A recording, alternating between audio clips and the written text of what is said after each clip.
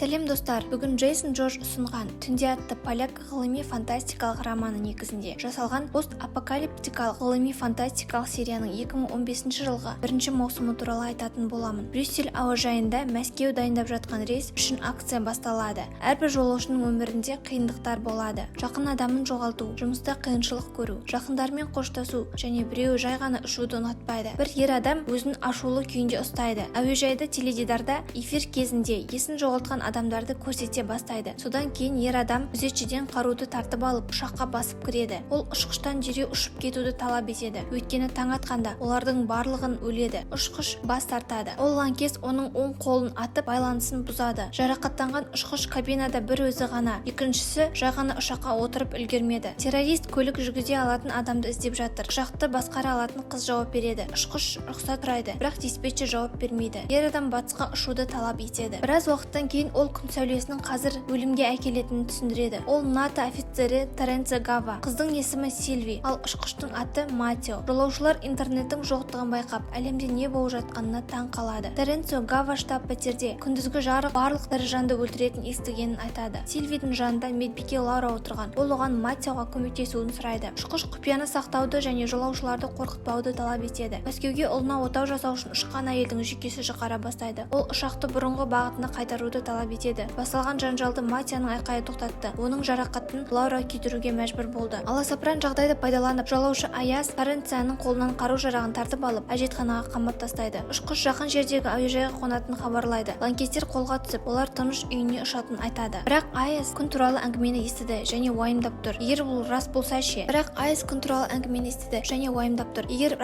ше. Бірақ ұшқыштың кешірім сұрағанына сеніп тұр. Әуежаймен байланысуға тырысады. Бірақ байланыс жоқ. Жолаушылардың бірі ауырып қалады. Бірақ арабша сөйлегендіктен оны ешкім түсіне алмайды. Олар ұшу-қону жолағында жанып жатқан ұшақтарды көреді. Майор шындықты айтқан сияқты. Торрент босатылып, олар ағымдағы жағдайды талқылай бастайды. Тезірек альтернативті аэродром табу керек, өйткені жанармай жақынырақ қалды. Базадағы аэродром Шотландияға жүгірді. Бір жас жігіт ауырсынып, еденде гауһар тасты жұтып қойғанын мойындады. Осы кезде жанармай таусылып, ұшқыштар ұшақты керемет түрде ол жаққа қондырады. Стюардессаның өтінішіне қарамастан адамдар салоннан шығып кетуге асығады. Содан кейін интернет іске қосылады. Итальяндық шындықты айтқан 3 әскери қызметкері бар адам ұшақтың жанына келеді. Жолаушылар өздерінің жақындарына жетуге тырысады, бірақ олар үмітсіз. Әскерилер осы ұшақпен ұшпақшы. Олардың бірі механик, екіншісі Джон ұшқыш және үшіншісі навигация шебері Фредди. Таң атқанша 45 минут қалды. Батысқа ұшуымыз керек. Әскерилер ұшаққа жанармай құюға көмектесіп жатқанда, жолаушылар қажет болуы мүмкін нәрсені іздеу үшін ғимараттарды тарауға асығады. Қатыс болған жігітті багаж бөліміне жатқызады. Ал қыз жолаушыларды тыныштандыруға тырысады. Сильвидің орнына Джон отырады. Якуб әйелі үшін қатты алаңдайды және Сильви жігітті Анридің қайтыс болғанын, өз-өзіне қол жұмсауды шешкенін мойындайды. Бірақ қазір ол соңына дейін күресу керектігін түсінді. Сильви Якубқа байланысты түзетуін сұрайды. Себебі ол бұл істе шебер. Бірақ адам зиянын тексергеннен кейін көңіл көншітетін қорытындыға келеді. Теренцо дәл тигізген. Бірақ кенеттен интернет қосылады. Адамдар жақындарының қоштасу сөздері бар хабарламаларды алады. Қор түннен жоғары иондаушы гамма сәулеленуінің бөлінуі болды. Оның магнит өрісі 11 жылда бір рет айналады деген гипотезаға келеді. Ешкім не істерін, мұның барлығы қашан тоқтайтынын ешкім білмейді. Аяс Сильвияға ұшаққа қосылған 3 әскери британдық кісі өлтіргендері және қиянат жасағандар үшін сотталғанын айтады. Бірақ бұл жағдайға не істеу керек екені белгісіз. Бұл жерде ең кәрі жолаушының жүйкесі жұқарды. Ол есіктерді ашпақшы болады, бірақ Фредди қатты итеріп жібереді. Ол адам өліп жатыр. Адамдар ашулы, бірақ әскери адам оларға мылтық сілтейді. Жігіттер жігітті қарудан бас тартуға көндірді. Сильви Матеоның жарақатын таңып отырып, үшбірліктің қылмыстары туралы айтады. Оларды негізге қою таңқаларлық емес, олардан құтылу керек. Ұшақ Канадаға қонды. Матео коммуникацияларды жөндеуге арналған бөлікті іздеу үшін қалаға сарбаздарды жібереді. Олар Якуб пен стюардесса Габриэльді алып жүруді талап етеді. Қалғандарға әскерилердің жағдайын түсіндіріп, барлығын тез арада кетуге дайын болуды сұрайды. Аяс марқұмды жерлеуді шешеді. Марқұмның барлық бұрышы ол микротолқынды пешке күйгендей болады. Сарбаздар Якуб пен Габриэль электроника қоймасына келеді. Якуб әскерлерді артқы бөлмеге жауып, бөлікке қарай жүгіреді. Әскери адамдар үштігі келіп, оны қууға асығады. Габриэль жалғыз қалып қойды. Якуб көлікпен ұшаққа дейін барады. Ұшақ ауаға көтерілуде. Сарбаздар көлікті қуып, ісімен оқ жаудыруда. Екі оқпен сынған иллюминаторды байқайды. Матео Якубты тыныштауға тырысады. Якуб Габриэльді өзі тыңдамады. Теренцо Матеодан бір жақты шешім қабылдауды тоқтатуды талап етеді. Осы сәтте басқалары капитанды қорғап жатқанда, ол кезде Хорст басқа ұшақтан сигнал алады. Ұшқыш Гавайидегі қауіпсіз баспана туралы айтады. Ол ғарышкерлерді оқытатын су асты астындағы станция. Онда 100 адамға орын табылады. Оттегі және тамақ бар. Сильви таңдау дұрыстығына күмәнданады, себебі ол жер экваторға жақын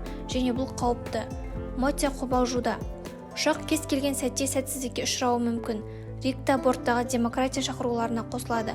Ол да бір адамның шешіміне қарсы. Қызу пікірталас кезінде электроникада ақау пайда болады, бірақ дабыл жалған көтерілу болып шықты. Сарбаздардың бірі шассиге тығылып, оның биіктікке содан кейін қоянға көшіп бара жатқанын хабарлады деп күдіктенеді. Салонда қайтадан қақтығыс басталады, себебі зақымдалған терезе кері шақыруға шыдамауы мүмкін. Торренци жиналғандардың ешкімге бағынғысы келмейді. Содан кейін Лаура терезенің шыдамайтынын байқады. Адамдар бетперделерін киді. Матио ұшақты тұрақтандыруға тырысып, төмен түсіп кетті. Айас Доминикке басқа маска жасады, ал балық қалыпты тыныс ала бастады. Қауіп сейілген жоқ. Егер солдат сөреде болса, ол ұшақты істен шығарады. Шассиге ену үшін желеткіш керек, бірақ Торренци қайтадан көтеріледі, ал оны Матиоге бергісі келмейді. Ұшқыш ымыраға келеді. Олар басқалардың пікірін сұрайды. Нәтижесінде Айас, Торренци, Якуб шассиге шығады. Матио Сильвиге Торренцидің қалай құтылу туралы ойлану ұсынылады. Атту аралдарының аралға жаңа бағыт ашады. Онда кедендік әуежай жабық, тек төтенше жағдайларға ғана пайдаланылады. Сара Лаураға ұлының ауырып жатқанын, көп дәрі қалмағанын айтады. Әйел Доминик өзін жақсы сезіну үшін ұшақты одан төмен түсіруді сұрайды. Ерлер шассиге еніп, Айас Торренцияны құтқарып солдатты өлтіреді. Ер адам батыр деп ешкім қабылдамайды. Осман Айас бриллиант алу үшін марқұм жігіттің денесін кесіп тастағанын айтты. Түріктер изумруд тастарын көрсетеді. Марқұмға контрабанда үшін ақша төленгенін айтады. Бірақ кейін ол тастарды қате орап, оның өліміне себеп болды. Аляска өзеніне қонғаннан кейін авионикалық дәріханада Айас жолаушылары кінәлі деп танылып, қолдарына кісен салынды. Бұл тағы да қақтығыс тудырады. Мотив енді күн сәулесінен батысқа қарай ұшу керек екенін мойындайды. Рик Аясты тастап кетуін сұрайды. Матио онымен келіспейді. Торренци Брюссельде НАТО баспанасының бар екенін естігенін айтады. Аяс күшті адам, ол қауіп төнген жағдайда қажет болатынын айтады. Жолаушылар мұны естуге мәжбүр. Хорст күн радиациясының ДНК-ны өзгерту арқылы жаңа тағамдарды жарамсыз етті деп санайды. Матио Брюссельде қалған стюардессамен қарым-қатынаста болғанын айтады. Олардың баласы болу керек еді. Осман Рикпен сөйлесуден бас тартады. Олар өткен өмірлері туралы айта бастайды. Адамдар үйге оралуын уайымдай бастады. Сильви қайтыс болған досын еске алады. Ол да тамақтың дәмін сезуді тоқтатқанын есіне алады. Матияның жүйкесі жоғарып, оны кабинадан алып кетеді. Ұшқыш ыстыққа шағымданады. Сол кезде адамдар радионың орысша хабарын естиді. Зара Аяз бұның бәрін неге жасады деп ойлайды. Аяз Түркиядағы отаныма қайтарғысы келді, себебі бұл елдің меншігі. Тара түсірілген сигналды аударады. Ол НКС-тен келеді. Бұл жаңа сұрақтар тудырады. Ғарышкер неге тірі? Осы уақытта Гавайидегі баспана туралы мақаланы табады. Баспана лайық емес еді, сондықтан олар қашып кетті. Сонда ұшып кетпеді. Адамдар мотивті іздеп, оны ес-түссіз тауып алады. Лаура оның жарасы іріңді. Ол сепсис тудыру мүмкін. Қолда ампутациялау керек деген қорытындыға келеді. Бірақ операциясыз және дәрі-дәрмексіз мұны қалай жасауға болады? Мұның бәрі Брюссельде. Бірақ ұшақты кім қондырады? Сильвиге Торренци видео онлайн нұсқауларын көруді ұсынады. Торренци Рикке оның НАТО орталығын іздеуге еріп жүруін сұрайды. Бейне нұсқауларға сәйкес қондырады, бірақ қозғалтқыш тоқтап қалады. Ұшақ жанармай таусылғандай біртүрлі әрекет етеді. Қыз қонуды жалғастырады, және ол сәтті болды. Күннің шығуына 2,5 сағат қалды. Олардың істері Матияға ота жасау, азық-түлік, дәрі-дәрмек жинауы көп. Хорс радиация отынды жарамсыз етіп жіберді деп есептейді. Халық алдында жанармай мәселесі туындайды. Якуб пен Осман күн тимеген отын іздеуге шығады. Зорро мен Хорст пен Лаура Матияны ес-түссіз ауруханаға жеткізеді. Инес әлі күнге дейін консервіленген тағам іздеп жүр. Лаура мен Хорст операция үстелін босатып жатыр. Зара барлық дәрі-дәрмектерді жинайды, ал Доминик су іздеуге кетеді. Аяз бен Рик итальяндық күн туралы әңгіменің үзінділерін естіген конференциялға келеді. Бірақ адамдар ешқашан белгіні көрмейді. Сол мезетте Рик камераны байқап, жазба қалу мүмкін деп есептейді. Якуб пен Осман зақымдалған жанармайға барып, оны ұшаққа апарады. Лаура жұқтырған тіндерді сәтті кесіп тастады. Доминик апаттан аман қалған жануарларды тап. Торренци мен Аяз баспана туралы қолжетімді құжаттарды іздейді. Камерасына қараса, төбелеске ұласқан қақтығыс көреді. Егеу құйрыққа ұқсайтын түсініксіз тіршілік иесі көргенін айтады. Рик Болгариядағы бөгет астындағы бункердің шамамен координаталарын анықтайды. Таренс Аязды Рикке әуежайға кеткенін айтып өлуге қалдырады. Бірақ Рик бейнебақылаудан Аяздың денесін көрді. Инес Сильвиді қашып кетті деп айтады және Якуб оны іздеп кетеді. Ол жігітінің күлінің жанында өлуді шешеді. Матео есін жиды, бірақ оны әлі қозғалту мүмкін емес. Рик әуежайға келеді. Итальяндық Аяздың жоқтығына таңғалғандай кейіп танытады. Бункер Болгарияда деп хабарлайды. Бірақ Матеосыз оған жету мүмкін емес. Олар оны ұшаққа отырғызу үшін зембілге отырғызды. Якуб Сильвиді тапты. Ол оның берілуіне жол бермеді, ал ол оның өлуіне жол бермейді. Онда бір-бірлері туыстарсыз және жақын адамдарсыз қалғандарын түсінеді. Дегенмен олардың жолы болды. Ол үшін бірақ Таренс мен Сильви әрқашан көмектесуге дайын. Зара Аяз туралы сұрақ қояды, бірақ итальяндықтар Рикті айтпайды. Ұшақ Болгарияға ұшуға дайындалып жатқанда ауыр жарақат алған Аяз пайда болады. Таренс қолдары кісендеп оянады.